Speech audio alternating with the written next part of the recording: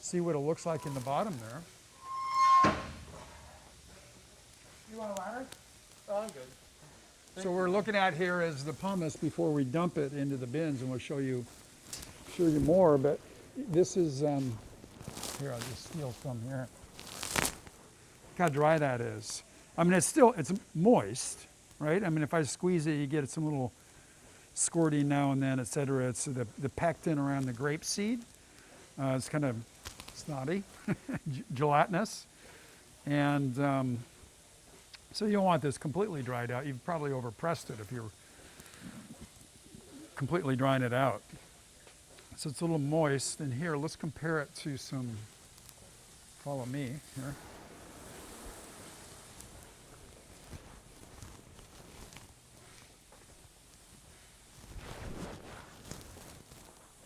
So this is some Pinot Noir. It's warm to the touch. It smells wonderful, but if you take a look at this, you can see how dried out this is, and you've still got some little whole berry components in here. This is 4 or 5 days in my left hand right here in the fermentation. This is what we just pressed out, and if you take a look here, this is a fermenter of Weeks, or Inconvenience Vineyard, another Eola Amity Hills vineyard. And that's Inconvenience. That's the name. And you got the whole berries here, and this is what it looks like when we're pressed out. So beginning, end, middle. You can see the difference.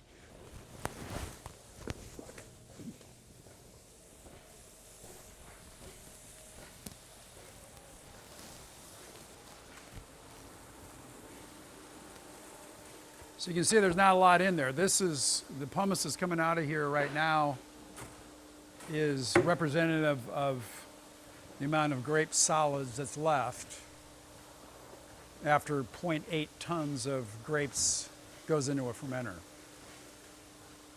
So it's about, I used to know this, it's about 25% by weight, I believe, depending on how much you press it out.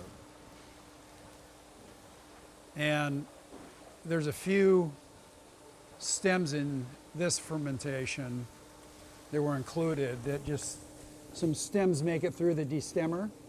I don't worry about it. I think it adds complexity, adds some dimension to the wine. So you can see this is the rachis. Look at that, you get a little tiny berry still connected to that. That's called a chick. We'll squeeze that. You can see there's actually a little liquid in there. So this press is gentle. You can see that berry went all the way through and it didn't even yield its juice. The reason we have the chicks versus a hen, which is a normal sized berry, is didn't have fertilization that happened. Grapes fertilize asexually, they're kind of boring. And there's no seeds or immature little seeds that don't develop. So you get these little tiny chicks, hens and chicks. And this would be a normal sized berry right here. And that I squished it, but the chick is, there's the remnants of a chick. So you have a really high skin to juice ratio with these chicks. Doesn't yield very much. You know, you have something, not a lot of juice that comes out of it by weight versus this, but you get a lot more intensity from the skins when you have more chicks. So it's a trade-off. But we're talking about quality here, not volume.